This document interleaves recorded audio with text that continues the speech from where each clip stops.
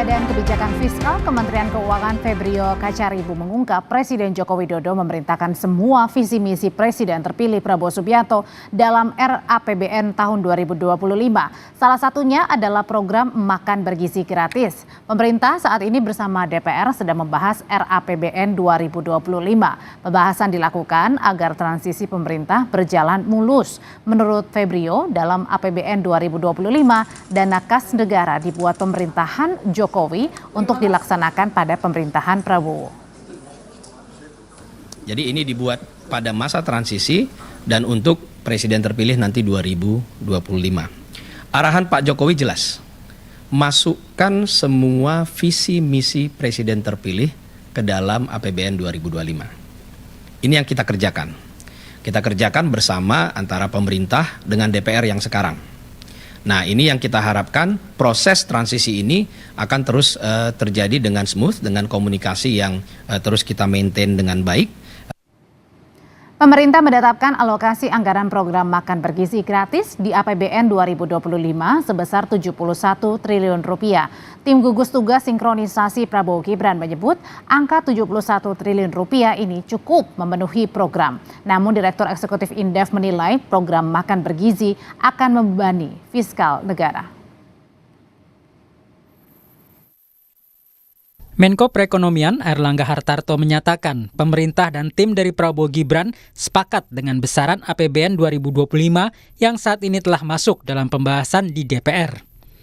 Pemerintah memastikan telah mengalokasikan anggaran untuk program makan bergizi gratis di APBN tahun 2025. Di APBN 2025, program andalan Prabowo Gibran mendapat alokasi anggaran sebesar 71 triliun rupiah.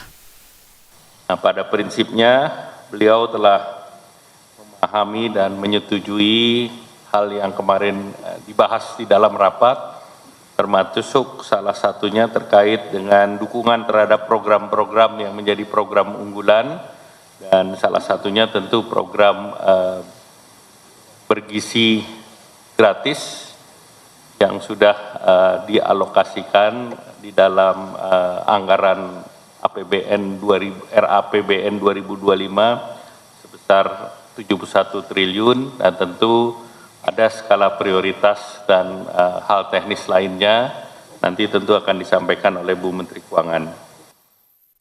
Menteri Keuangan Sri Mulyani menyatakan angka 71 triliun rupiah untuk program makan bergizi gratis didapat dari hasil koordinasi antara pemerintah di bawah Presiden Jokowi dengan tim Presiden terpilih Prabowo. Menko menyatakan program makan bergizi gratis akan dilakukan secara bertahap sehingga tak membebani pos belanja APBN. Clarity mengenai bagaimana makanan bergizi gratis akan fit di dalam RAPBN 2025. Presiden terpilih Bapak Prabowo telah menyampaikan bahwa beliau menyetujui bahwa pelaksanaan program makanan bergizi gratis MBG dilaksanakan secara bertahap. Dan untuk tahun pertama pemerintahan beliau, tahun 2025 telah disepakati alokasi sekitar 71 triliun di dalam RAPBN 2025. Nah, teman-teman wartawan tadi sudah lihat di dalam slide sebelumnya, angka 71 triliun itu ada di dalam range postur defisit 2,29 hingga 2,82. Sementara itu, tim gugus tugas sinkronisasi pemerintahan Prabowo Gibran menyambut baik alokasi anggaran APBN untuk program makan bergizi gratis.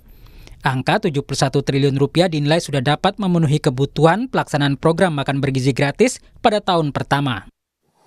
71T buat kami adalah suatu angka yang sangat baik.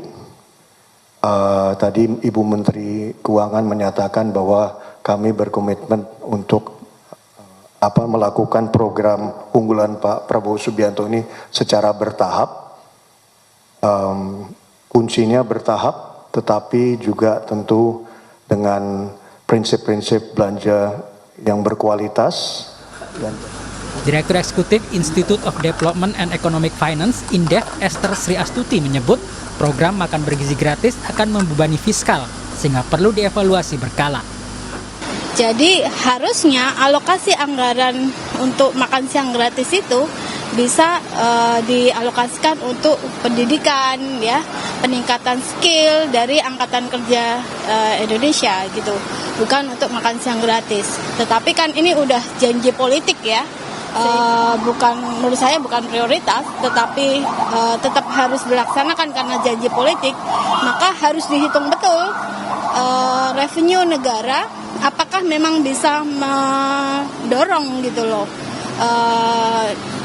Dan beriringan ya dengan belanja pemerintah yang jauh lebih besar.